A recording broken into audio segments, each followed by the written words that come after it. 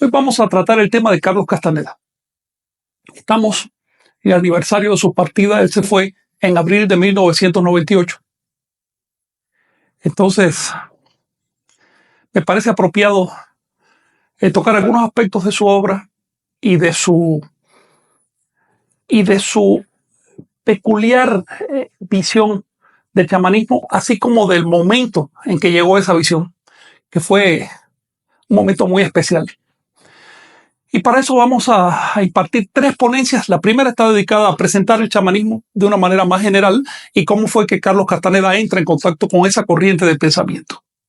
La segunda ponencia, que será el lunes que viene, es ya propiamente sobre los aportes que le hizo Carlos Castaneda al chamanismo. Sus doctrinas, sus enseñanzas, por decirlo de algún modo.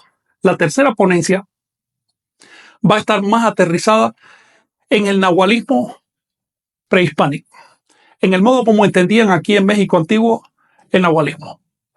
Por supuesto que hay mucho contacto entre la interpretación de Castaneda y el nahualismo prehispánico, pero eso todavía hay que deslindarlo, quedan muchas cosas por descubrir ahí. Me imagino que para la mayoría de ustedes Carlos Castaneda no necesita presentación. Para quienes no lo han leído, les recomiendo que lo lean porque es muy divertido, muy lleno de chistes y de cosas jocosas y además muy sabio. Carlos Castaneda fue un antropólogo de origen peruano que estudió en la Universidad de California, hizo su trabajo de campo en México, en el norte de México. Allí se encontró con tradiciones vivas que seguían manejando las plantas de poder, es decir, las plantas psicoactivas. Aquellos de ustedes que han probado las plantas psicoactivas saben que cuando una tradición tiene este elemento, esa tradición está viva, porque con independencia del sincretismo, con independencia de la pérdida de detalles culturales, con independencia de los cambios que se van produciendo con el tiempo, la planta sigue siendo la misma y sigue transmitiendo el mismo conocimiento. De manera que Carlos se encontró con una auténtica tradición chamánica de milenios de edad. Lo primero que hizo fue asustarse. Esa es la primera impresión que produce el chamán. Miedo. Porque nos saca de la vida cotidiana. Nos hace entrar en otras áreas de la experiencia posible a un ser vivo. Pero nos saca de la vida del ser humano. El ser humano tiene unas costumbres, unas normas, unos valores que hemos establecido por consenso colectivo. Y es lo que nos hace sentirnos como seres humanos. El chamán no vive con nada de eso. El chamán pasa por encima de todo eso. Un chamán es un ser perceptual, es un ser que percibe y por lo tanto está estudiando el fenómeno de la percepción. Y en eso consiste el chamanismo. Ahora pónganse en el lugar de Carlos Castaneda. Yo lo entiendo bien porque estudié la misma carrera que él. La carrera de antropología básicamente es una religión, no es propiamente una ciencia. Es una religión donde los grandes maestros, las vacas sagradas de la antropología, te enseñan a creer ciertas cosas como si fueran verdades absolutas. Y además te enseñan a no mirar en ciertos cajones, en ciertas gavetas de la realidad, porque no le convienen a la antropología, vamos a decir, oficial. Sí hay una antropología oficial. Sí, hay una antropología que se hace en las academias, una antropología que lleva entre 50 y 100 años de atraso con respecto a la antropología verdadera, que es la que hacen los rebeldes, los disidentes. Hay una antropología oficial que puede pasar años investigando un fenómeno como el uso del peyote entre las tribus del norte de México, pero no se atreve a probar un peyote. Es una antropología que habla de oídas y que no es capaz de distinguir las metáforas, no es capaz de deslindar cuando el informante nativo te está siendo honesto y te está transmitiendo un dato cierto o se está burlando de ti. Es una antropología que no es capaz de distinguir una práctica de conciencia de una práctica ritual, que es una cosa muy diferente. Carlos Castaneda llegó con ese bagaje en su mente y por lo tanto pensó que le iba a ser fácil porque un tipo ilustrado en un medio rural donde no había ni educación, un tipo además con unos valores civilizados, modernos, con unos nativos que se dedicaban a comer plantas psicoactivas. Hombre, claro que iba a ser fácil el estudio.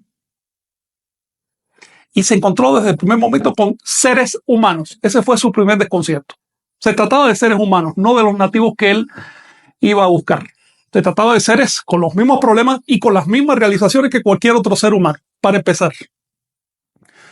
Pero además, algunos de esos seres humanos tenían un dominio de la conciencia y de la percepción fuera de lo común. Por lo tanto, desde el primer momento él se sintió hipnotizado. Esta es una de las características que genera el chamán. La fascinación, no en un sentido superficial, sino en un sentido profundo. Entonces Carlos Castaneda trató de interpretar esa información que estaba recibiendo a la luz de los estudios previos que había hecho. A eso le dedicó un primer libro llamado Las enseñanzas de Don Juan. Y chocaba siempre, el modelo teórico chocaba con la realidad, es decir, el modelo teórico no era capaz de describir la realidad. En este punto, él tuvo que tomar una decisión. A este punto han llegado muchos antropólogos, muchos. Recuerdo, por ejemplo, una antropóloga que dedicó bastante tiempo a estudiar los sueños entre cierta comunidad del sur de México.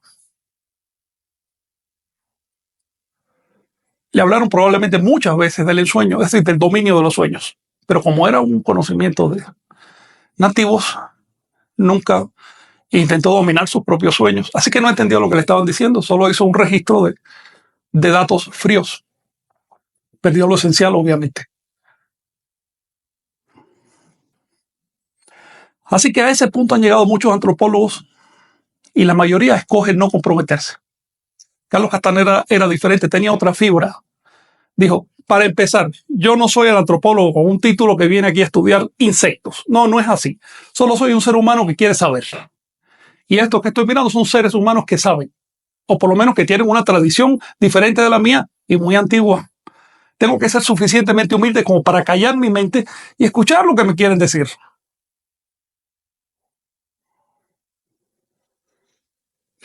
Entonces entró en un mundo. Les voy a decir de antemano cómo es este mundo. El mundo del chamán es como un huevo. ¿Ok? Fácilmente puedes romper un huevo, pero te reto a que lo reconstruyas. El mundo del chamán rompe definitivamente algo. Y esa ruptura es suficientemente grave como para arrojar a la mayoría de quienes la experimentan a posiciones cercanas a la locura. Si vas a entrar al mundo del chamán, debes saber que te vas a enfrentar con los paradigmas que te constituyen como ser humano. Y que poner en entredicho el hecho de que tú eres un ser humano va a subvertir todas tus instituciones mentales, es decir, todas tus creencias, todo lo que te han dicho, la religión que tengas, el ateísmo que tengas, va a subvertirlo. Porque resulta que no eres un ser humano, eres un animal. Y lo primero que hace un chamán es reconocer ese hecho. Soy un ser natural, estoy en la naturaleza, soy un producto natural, soy un animal. Sin miedo, sin pena, porque no da pena ser un animal. Lo que da pena es no poder reconocer nuestro propio origen, porque eso significa que hay un problema mental. Cuando Carlos Castaneda se encontró con el hecho de que, como ser animal, es decir, como ser consciente, perceptor, no le había prestado atención al poder mayor que tenemos los seres conscientes, que es el poder de percibir el mundo. Cuando Carlos Castaneda se dio cuenta de que en su escuela jamás le habían hablado de cómo acrecentar el poder de la percepción, se quedó desconcertado. Durante décadas le enseñaron a tomar la información que recibía y meterla en cajoncitos, clasificarla, archivos. Y a esa colección de información él le llamaba conocimiento. Y de pronto se dio cuenta que eso no es el conocimiento. Conocimiento es, por ejemplo, cuando tienes ganas de estornudar, estornudar. Eso es saber. Eso es un saber real. Ese sale de dentro. Ese es un saber silencioso. Nadie te lo tiene que enseñar. Conocimiento es saber distinguir si tienes hambre o no tienes hambre. Eso es saber.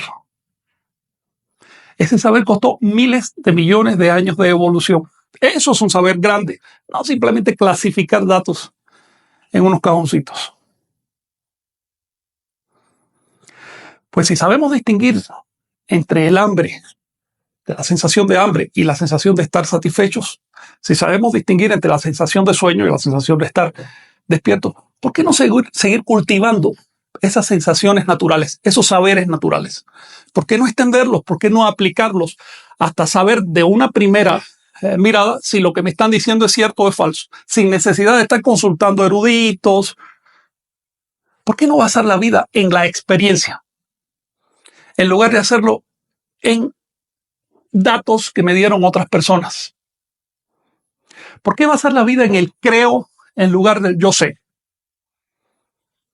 Si nos ponemos a pensar, hoy en la Tierra el 90% de las personas creen en un ser supremo. Ni uno solo de ese 90% lo ha experimentado. ¿Por qué no basar la vida en el yo sé? ¿Por qué refugiarse en el yo creo? Cuando digo yo creo es porque no estoy seguro. Yo creo que va a llover al rato, pero no estoy seguro. Ahora, si estoy seguro, yo no digo yo creo. Por ejemplo, sé que hace 2 días llovió aquí. ¿Ven? ¿Ven qué certidumbre? ¿Por qué no basar la vida en la certidumbre? En esa piedra firme de la que hablaba Jesús, en vez de la arena de las creencias. Esa fue la disyuntiva a la que se enfrentó Carlos Castaneda. Por un lado, el culto occidental a las creencias clasificadas como conocimientos científicos. Y por el otro lado, el culto indígena a la experiencia. Voy a experimentar para saber. Y mientras yo no haya experimentado, no me voy a atrever a decir que esto es cierto, porque sería deshonesto de mi parte. Carlos tomó el camino bueno, pero ese camino lo enemistó con la academia. Así que imagínense, de pronto un académico que iba a investigar indígenas como quien investiga cucarachas, resultó absorbido por esas cucarachas y se convirtió en paladín de las cucarachas, y entonces los académicos quedaron como personas que realmente no sabían de lo que estaban hablando. En ese punto tuvieron que cortar a Carlos. Es decir, su información no fue aceptada por las academias, sus libros ya no fueron aceptados como tesis.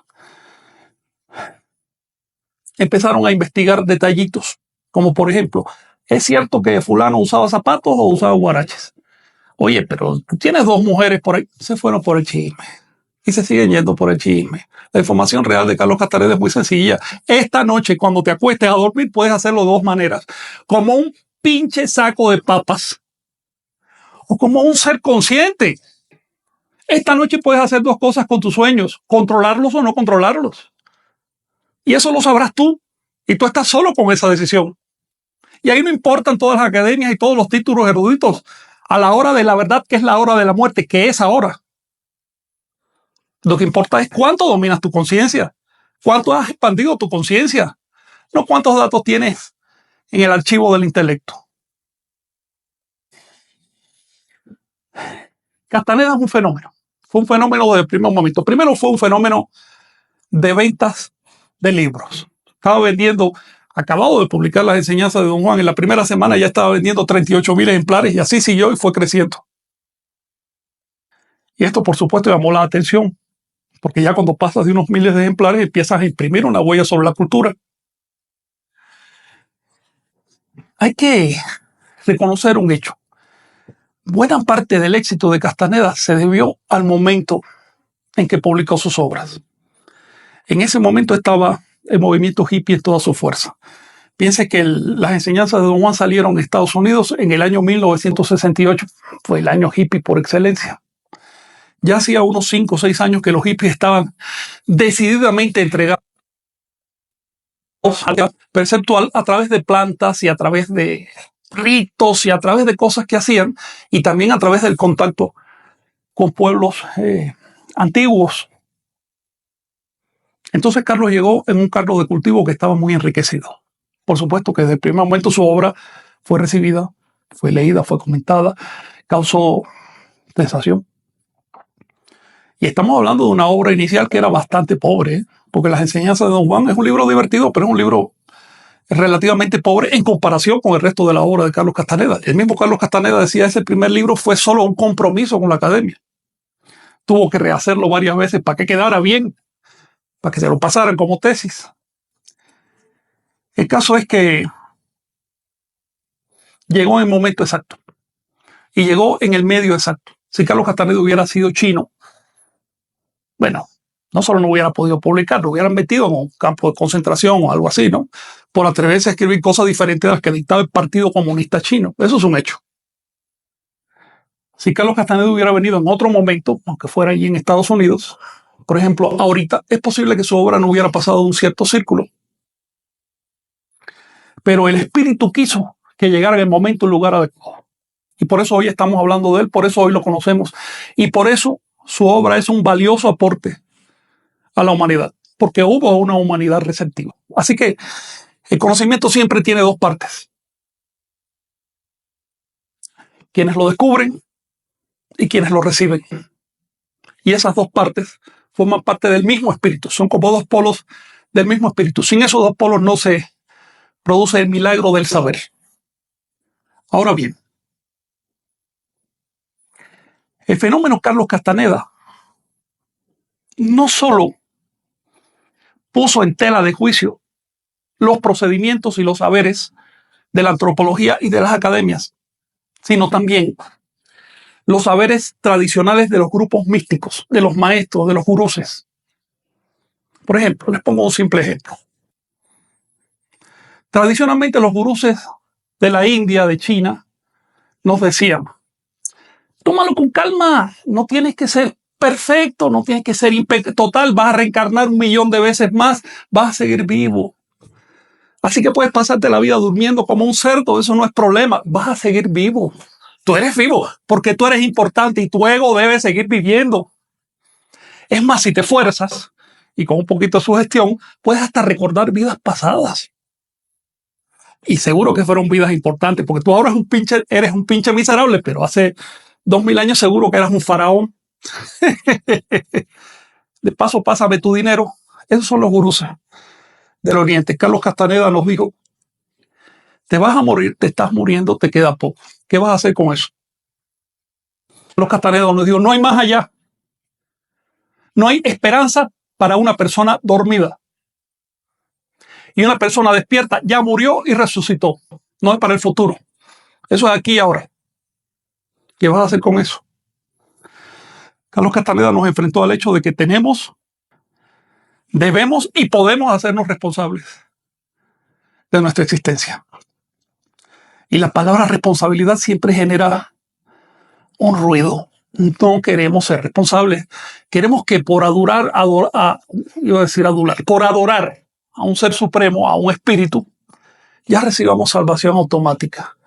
O queremos que por unas leyes kármicos, sansáricas, no sé qué cosa, ya tengamos vida eterna. Queremos las cosas fáciles. Y Carlos nos dijo, no, las cosas no son fáciles, son difíciles. Eso él lo aprendió caminando por los pueblos del norte de México, por los pueblos de los desiertos, norte de México, sur de Estados Unidos. Porque esos pueblos viven en ese estado de conciencia. Ahora bien, el fenómeno Castaneda se inserta en un fenómeno mucho más grande, que es el chamanismo. Y quisiera dedicarle unas palabras a este asunto. Ante todo, vamos a salir de dudas sobre qué significa chamán. Les voy a escribir la palabra en sus dos variantes.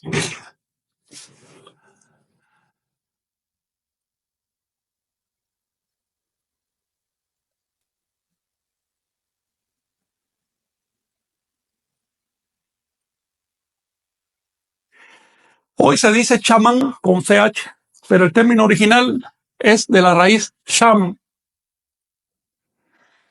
Es un término muy antiguo, muy antiguo. Es de una lengua llamada prácrito, que hubo en la India hace unos 6.000 años. Después pasó a otras lenguas hindúes sagradas, lenguas religiosas como el sánscrito y el pali en particular. El pali es la lengua en que se hicieron las escrituras budistas. La primera vez que se escribe en un texto literario la palabra chamán es en un libro llamado Dhammapada.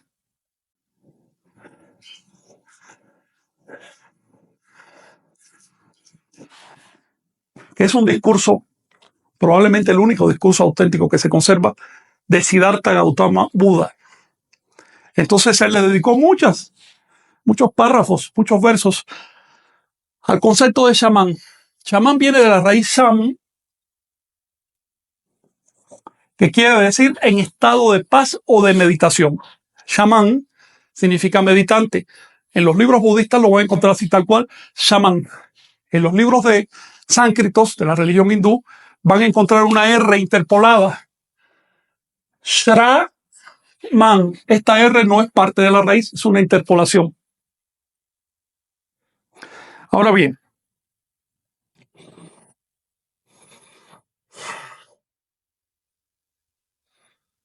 hacia el siglo V a.C., los monjes budistas comenzaron a migrar al norte de Asia.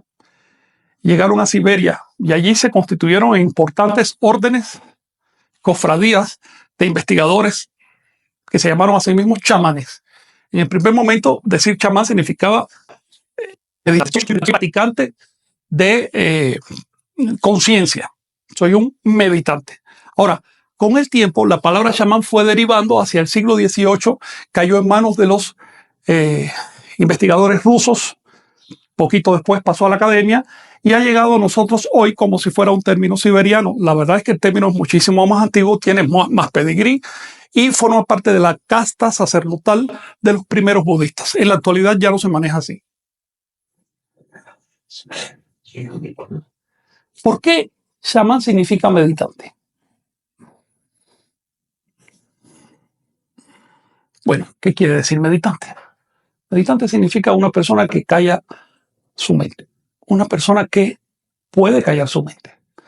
Fíjense que la mente se puede callar por un accidente, en el que nos dormimos, porque nos morimos, eso calla eficientemente la mente. Así que el arte no está en simplemente no tener mente, sino en tenerla y dominarla. Cuando la mente se domina, uno puede estar gritando, cantando, hablando, haciendo lo que sea desde un estado de silencio. Así que callar la mente no significa cero emisión de pensamientos y palabras. Significa emisión controlada de pensamientos y palabras. Significa, en la medida de lo posible, controlar el proceso mental. Eso es callar la mente. Y eso es meditación. Y ese es el ejercicio básico de un chamán. Un chamán que no puede dominar el flujo mental va a confundir las esencias con las apariencias, va a confundir las metáforas y va a terminar con un desastre, con una interpretación desastrosa del mundo. Esto sobre todo es válido cuando tratamos con enseñanzas fuera de lo común. Por ejemplo, en el mundo cotidiano nosotros aceptamos una serie de reglas o de leyes. Si te dicen que todo efecto tiene una causa, eso es por algo. Nacimos aquí por algo. Nos conocimos por algo. Esas son experiencias cotidianas. En la experiencia del día a día, generalmente todo efecto tiene una causa. Pero en la experiencia chamánica no. Si vas a tratar con la libertad, tienes que atreverte a parar las causas. Si vas a tratar con la eternidad, tienes que atreverte a salir de esa dicotomía, de esa dualidad, en la que todo es mecánico. Y después de una cosa viene mecánicamente otra. Tienes que atreverte a tratar con el mundo de la conciencia. Y para un chamán, conciencia es deliberación, conciencia es voluntad. Por eso los mitos nos dicen que al principio los dioses, entiéndase los chamanes, decidieron crear el mundo. Lo crearon porque quisieron, no porque hubo una causa previa que les dijo tienes que hacer esto, porque entonces no habría habido libertad. Lo crearon simplemente porque quisieron y lo crearon de la nada, no de la causa previa. Solo atreviéndote a enfrentar la magia de la percepción que nace de la nada, que nace de la naturaleza del vacío, puedes atreverte a plantearte algo tan osado como la libertad total, que es el objeto de un chamán. Esta digresión se las pongo para ejemplificar en modo tan diferente como piensan los chamanes, y por lo tanto el cuidado que hay que tener al meterse en la senda del chamán, porque si aplicas criterios ordinarios o cotidianos a las experiencias que está teniendo el chamán, vas a terminar esquizoide o vas a terminar suicida. Este es un camino serio. Es más serio que tocar un cable pelado, porque el cable pelado te pone en contacto con una pequeña cantidad de energía, pero a través de la senda del chamán tú vas a contactar con la fuente de toda la energía del universo. Es decir, con la fuente de tu propio ser, con aquello que te dio origen. Y de eso hablaremos un poquito, pero no en este encuentro. Ahora bien, una vez que la palabra chamán llegó a Europa, primero a los exploradores, después los historiadores, más tarde surgió la ciencia antropológica, los antropólogos rusos primero y después del resto de Europa, franceses sobre todo, acogieron gozosos esa palabra y dijeron, hemos descubierto una nueva categoría de ser humano, los chamanes. Y empezaron a publicar obras muy eruditas sobre cómo eran los chamanes. En estas obras decían, mira, los chamanes son seres que se visten de cuero y usan los pelos por fuera y están muy extravagantes. Además se ponen collares como de garras de oso y agitan maracas. Esos son los chamanes. Y nunca falta un disque aprendiz de chamán que se compra unas garras de oso, se hace un collarito, usa caracoles y piensa que ya es chamán. En otras palabras, hubo un fenómeno de confusión. Se confundió la forma externa de estos chamanes de Siberia con el chamanismo en sí. Si estos chamanes de Siberia no hubieran vivido en Siberia, donde es necesario vestirse de cuero y donde las costumbres son así y así, sino que hubieran vivido, digamos, en medio de París, habrían sido muy diferentes. Habrían usado una levita, una corbata si se usaba en esa época, un sombrero. ¿Ven? Porque resulta que el chamán no es el traje, el hábito no hace al monje. El chamán no son las maracas que use o los instrumentos musicales. El chamán no es la fórmula cultural que use para hipnotizar a su prójimo. Chamán es el experimentador de conciencia.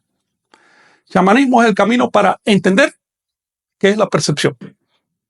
Y cuando entiendes qué es la percepción, solo te queda una vía racional para tratar con ella, su acrecentamiento. Así que saber es comprometerse.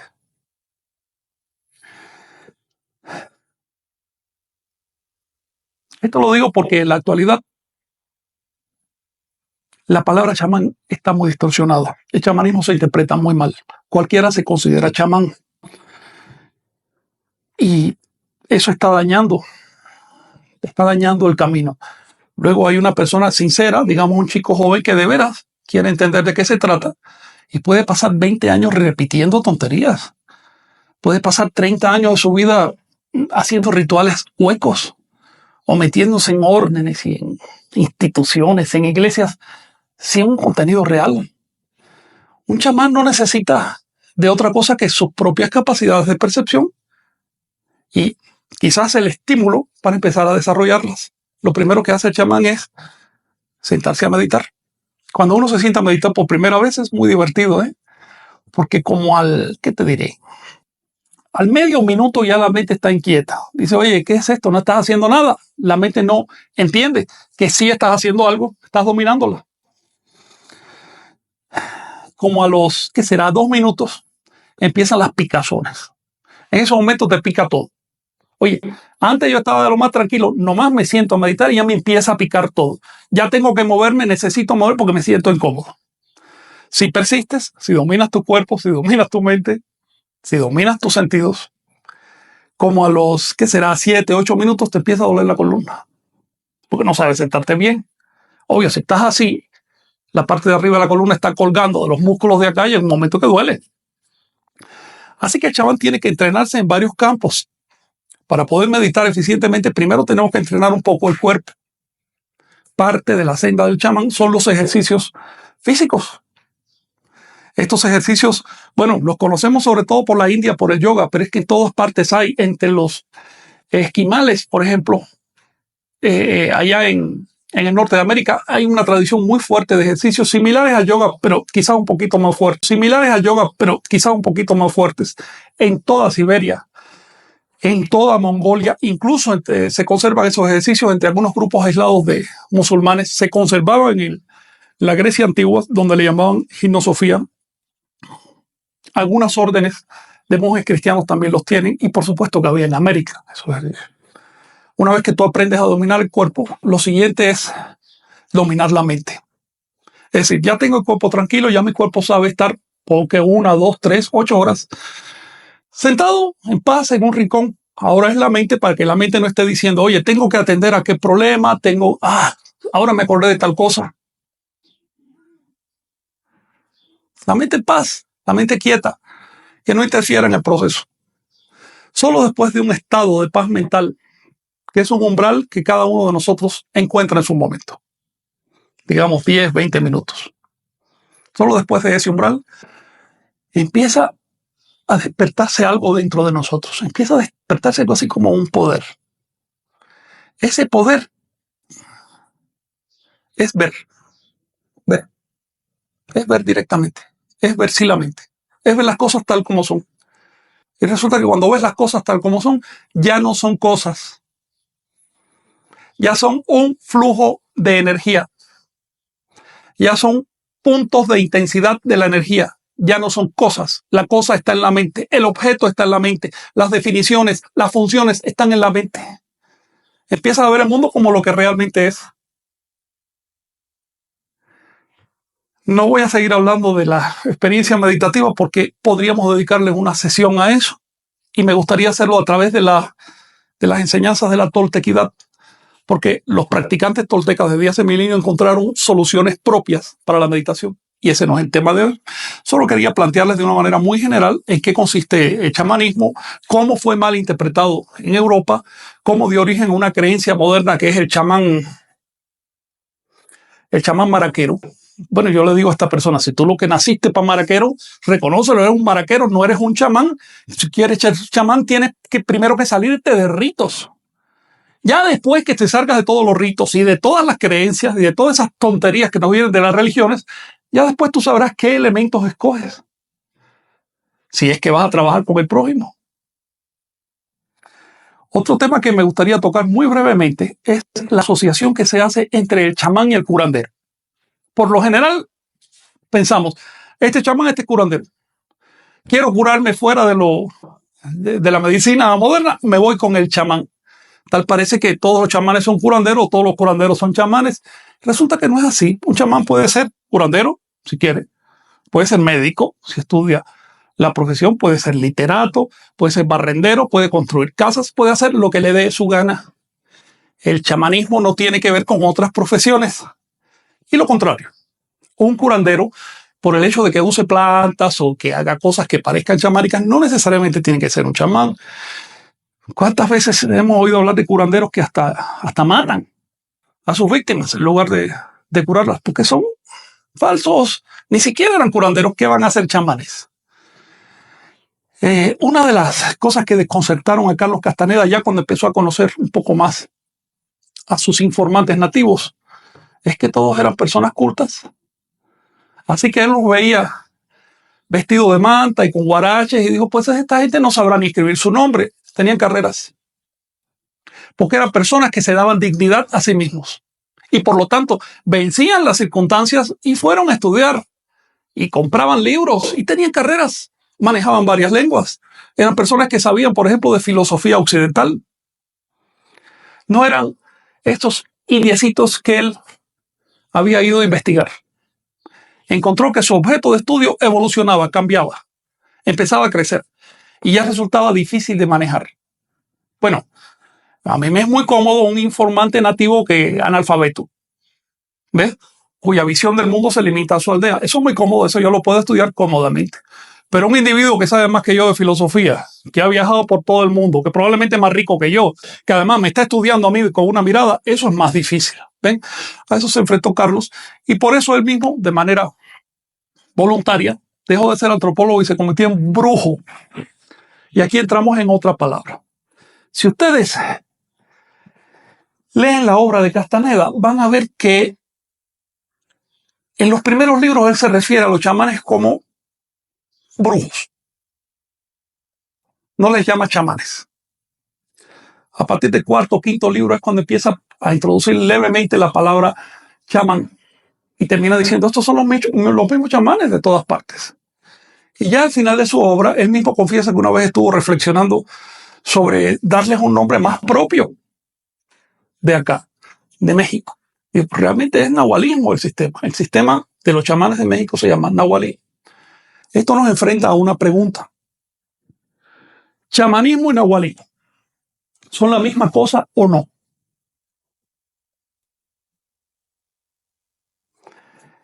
Y esa pregunta tiene dos respuestas, sí y no. Sí, porque finalmente el nahualismo que se desarrolló en el México antiguo es chamanismo, es lo mismo que el chamanismo universal. En el México antiguo no usaban la palabra chamán, usaban la palabra nahual. ¿Ves? No hablaban las lenguas de Asia, hablaban las lenguas de aquí. Por lo tanto, al chamán le decían nahual. Así que la primera respuesta es sí, chamanismo y nahualismo son la misma cosa. El chamanismo es lo que se desarrolló en Asia, el nahualismo se desarrolló en México y si tú quieres en toda América. Pero hay un detalle, hay un leve matiz, hay una diferencia. Y para entender esa diferencia, tenemos que comprender dónde se desarrollaron estos conceptos. El chamanismo se desarrolló en el Viejo Mundo. Cuando empezaron a surgir las civilizaciones, el chamanismo empezó a aislarse. Se fue reduciendo a las selvas, los desiertos y las montañas. Así que en el medio de las grandes ciudades, en el medio de la civilización, ya no había chamanes. Para encontrar un chamán tenía uno que viajar lejos, irse fuera de la civilización. Eso pasó en el Viejo Mundo. Pero en el Nuevo Mundo, en América, si le podemos llamar nuevo, fue un proceso diferente. A medida que surgían las civilizaciones en México y Perú, los chamanes se fueron integrando y se convirtieron en una casta sacerdotal. ¿Y qué pasa cuando el chamanismo se pone en contacto con la civilización? ¿En qué consiste la civilización? ¿Qué es una civilización?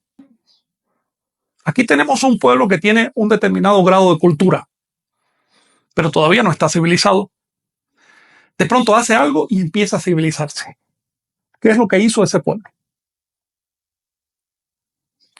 Cultura es el contenido y civilización la forma. Civilización es la organización de la cultura. Así que cuando este pueblo llegó a una cierta densidad demográfica, física o psíquica, y dijo, necesitamos organizar los elementos de nuestra cultura. Por ejemplo, vamos a seguir haciendo nuestras casas, pero ya no las vamos a poner al azar, donde nos dé la gana, sino a lo largo de una calle. Bien, ahora no se trata de que en cada casa, en cada familia haya su propia ley. No, vamos a tener una ley para todos.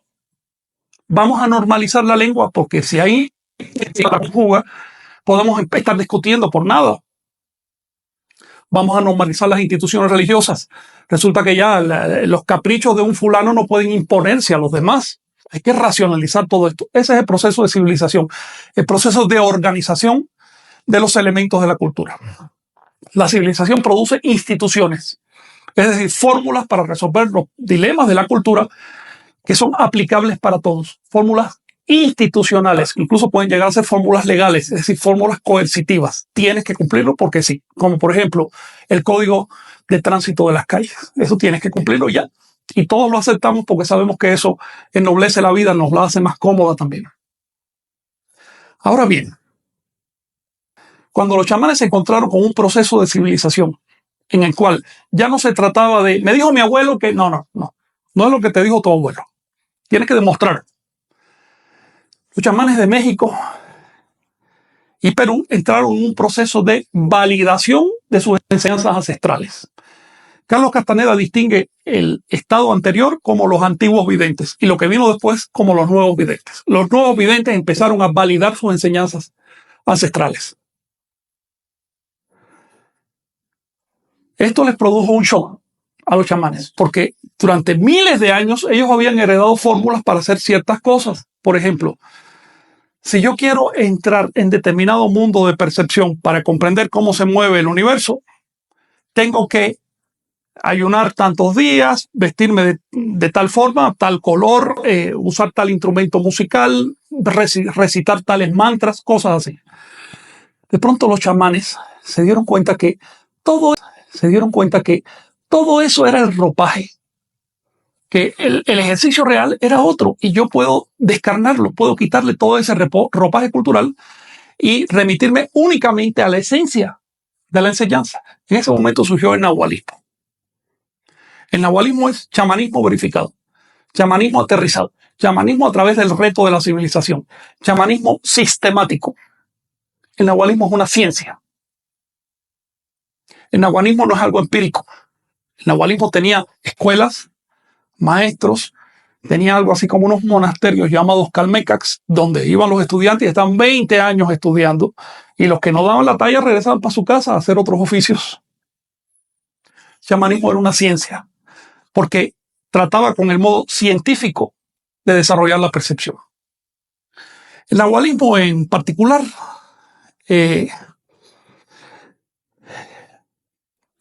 vamos a escribir la etimología de Nahual para salir de dudas sobre lo que les voy a decir ahora. La palabra nahualismo deriva de Nahualot, que a su vez deriva de la raíz Nau. La raíz Nau significa exponencial, no duplicar, sino exponencial. Tomar una cosa que está en un orden y proyectarla a otro orden, a un orden superior. Exponenciarla. Por ejemplo, si yo tomo el número 2 y lo exponencio al cuadrado, este es el primer exponente, eso es igual a 4. Por eso es que la raíz Nau le da nombre al número 4 en Nahui. 4. Pero también le da nombre al Nahual, que en Nahua se dice Nahuali.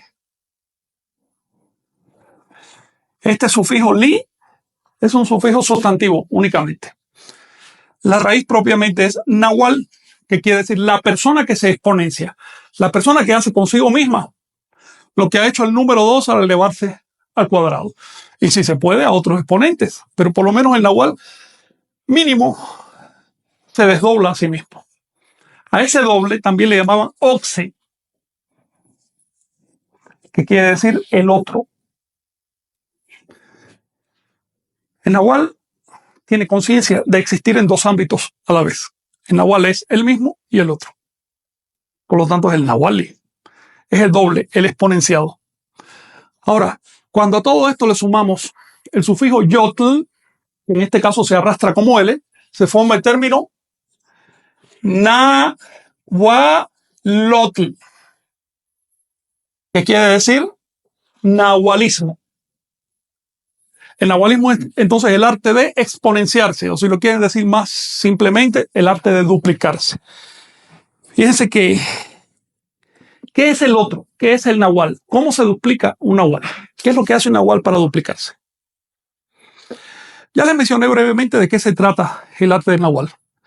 Esta noche, recuerden, ustedes pueden hacer dos cosas con su propia percepción.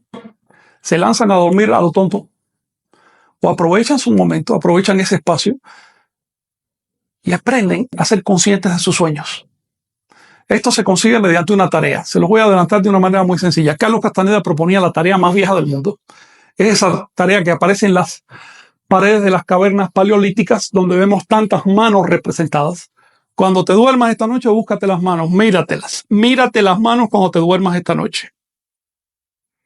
Si te miras las manos, vas a saber de qué te está hablando Frank Díaz en este momento. Pero tienes que hacerlo, y eso es algo que yo no puedo hacer por ti.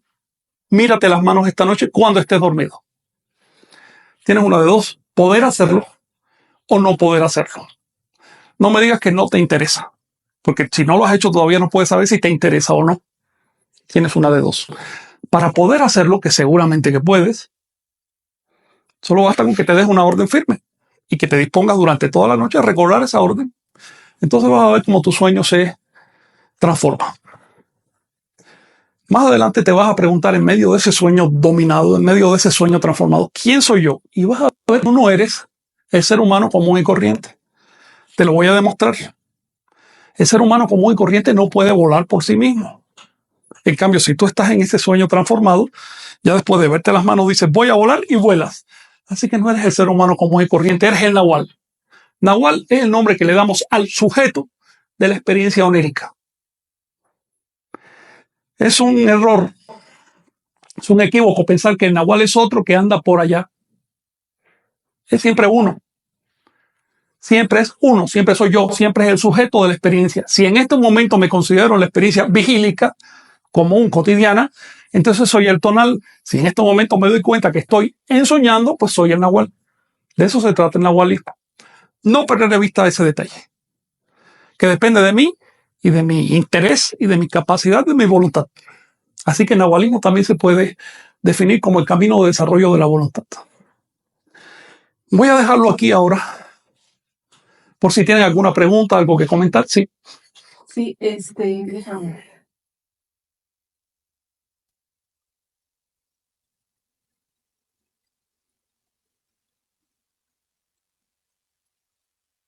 Ella pregunta, ¿dónde puedo encontrar ejercicios para el cuerpo provenientes de nuestra cultura?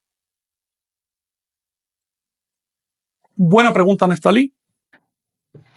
Dos respuestas. La primera es, puedes encontrarlas en las fuentes de Anahu, es decir, en las crónicas que se escribieron en el siglo XVI, en los códices pre- y post-hispánicos, en las esculturas, en los platos, en los murales.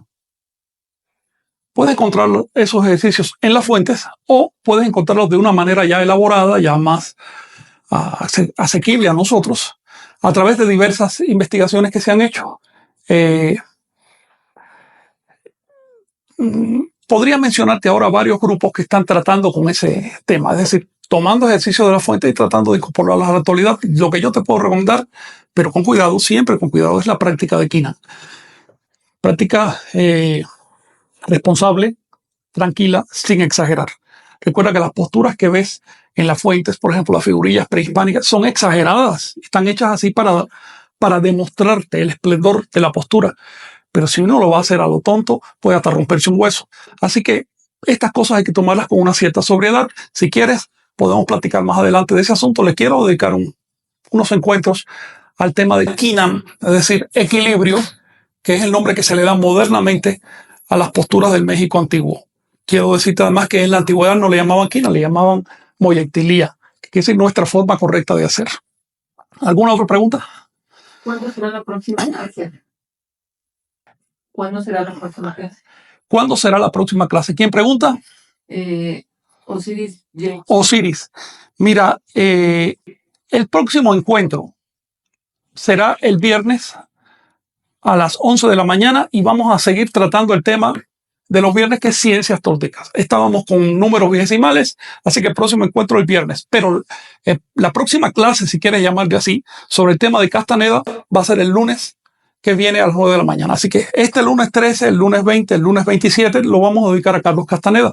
Si ustedes quieren, después seguimos trabajando también los lunes con otros temas, pero ya no de castanedismo, sino de toltequidad y de las cosas del México antiguo. Sí. Pablo Estrella pregunta, ¿qué técnicas meditativas o alternas a estas podemos utilizar? Pablo, la meditación básicamente es una, y se trata de callar la mente. Callar la mente no es fingir que la estamos callando, tampoco es darnos la orden de callar la mente. Callar la mente es algo que no sale de aquí, sale de aquí, de la zona del ombligo. Así que ese intento de callar la mente sale de aquí y uno lo siente. Puedes meditar o puedes estar en un estado meditativo, hagas lo que hagas, incluso si estás hablando. Por lo tanto, vamos a olvidarnos de la meditación esta de sentados en un rincón y dados de las manos y diciendo mantras. Eso es folclore. Te recomiendo que medites ahorita, en este mismo momento, que sigas meditando el resto del día. Si aplicas ese estado de silencio a tu sueño, vas a soñar inevitablemente. Ahora, para entrarle a la meditación, hay técnicas. Yo te recomiendo las técnicas toltecas porque son muy descarnadas, muy simples y van directo a lo que hace falta. No se regodean con temas religiosos y demás. Yo la verdad aprendí varios sistemas meditativos de Asia. Eran buenos, pero como que demasiado impregnados de religiosidad. Y luego de una hora de meditación me pasaba media hora en cuestiones diferentes, en cuestiones religiosas. Y hay que saber distinguir estas cosas. ¿Alguna cuestión más? A ver.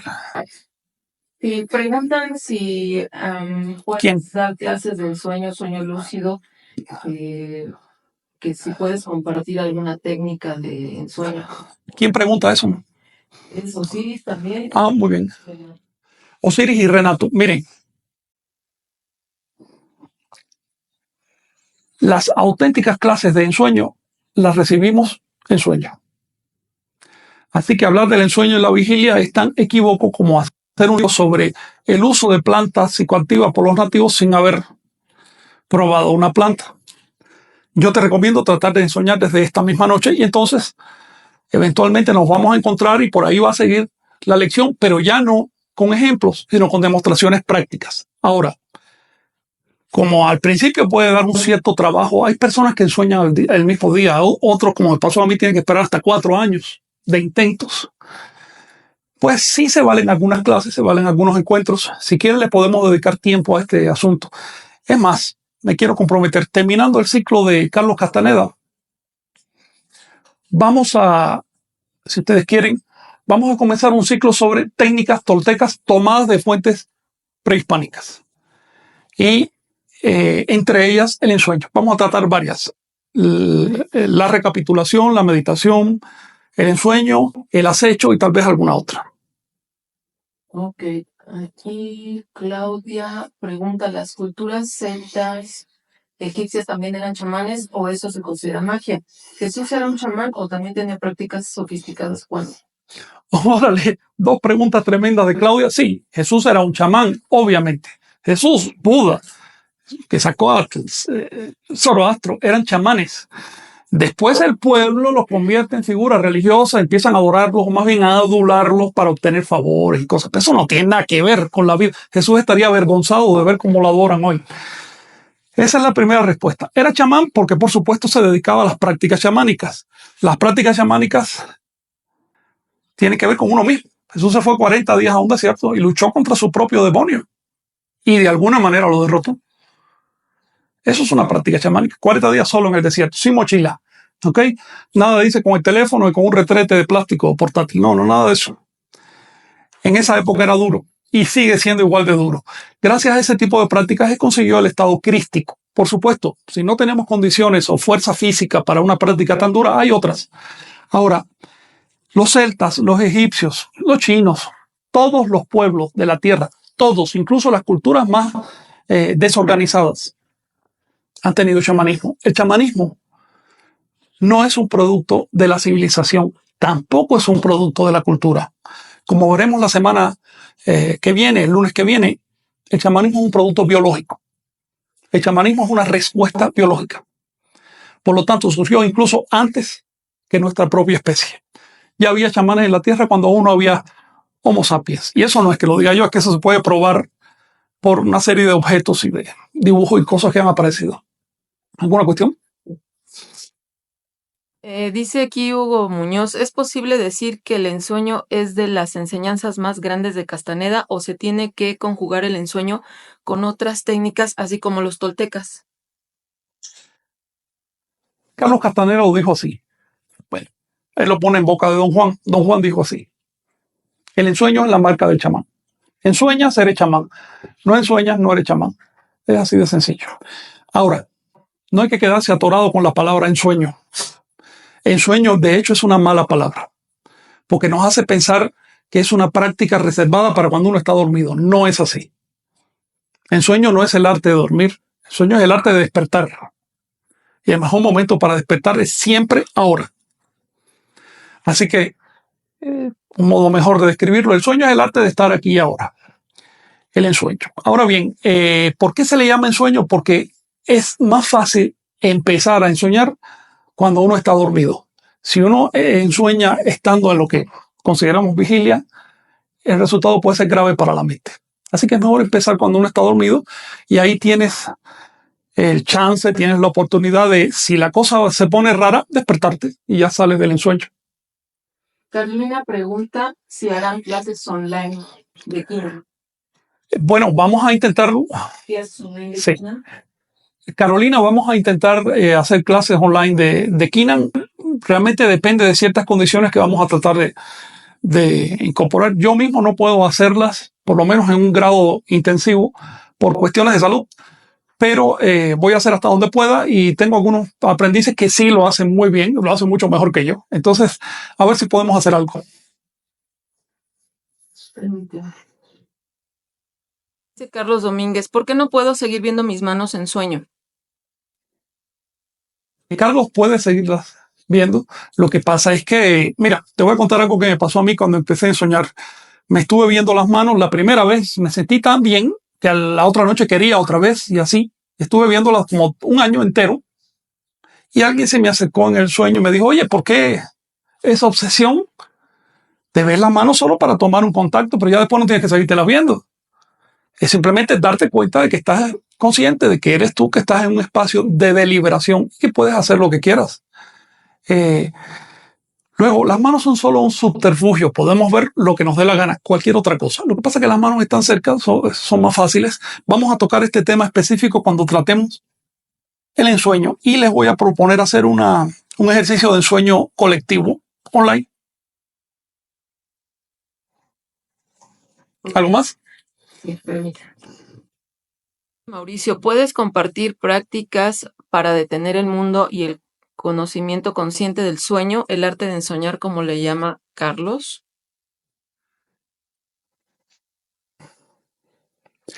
Les dije al principio que el camino del chamán es como romper un huevo.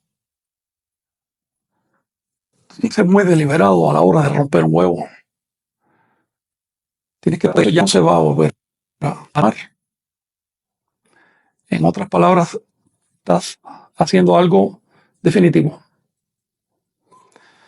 Si te das cuenta, por ejemplo, que tu siguiente pensamiento, que tu siguiente movimiento físico, que tu siguiente palabra, que tu siguiente acción, van a generar ondas.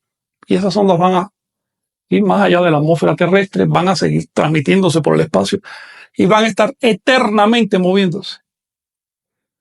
Si te das cuenta que estás en permanente contacto con la eternidad, probablemente eso te dé la sacudida necesaria como para hacerte consciente y volitivo, como para saber que debes hacer lo que debes hacer, no otra cosa, como para escoger tu camino.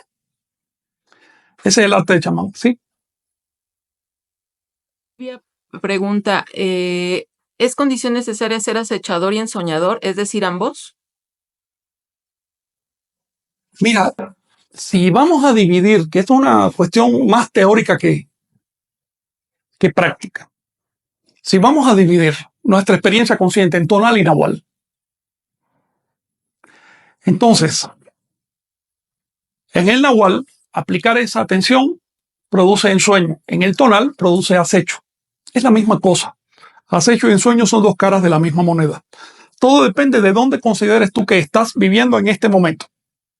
Si estás en el tonal, lo que se espera de ti es que aprendas a acechar el tonal. Porque si no acechas el tonal, te van a acechar a ti. Obviamente, es tan simple como eso. Es una ley que aprendieron los primeros unicelulares para sobrevivir. Es una ley, es un conocimiento que viene de la naturaleza. Por otro lado, si sabes o si te consideras en este momento en el nahual, si te consideras en un ensueño, y para eso tienes que probarlo. Entonces, lo que se cumple contigo son las leyes del nahual y el nahual resulta que tiene una sola ley, busca la libertad.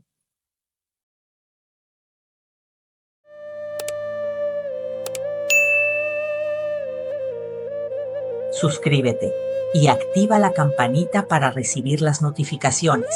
Así no te perderás ningún video.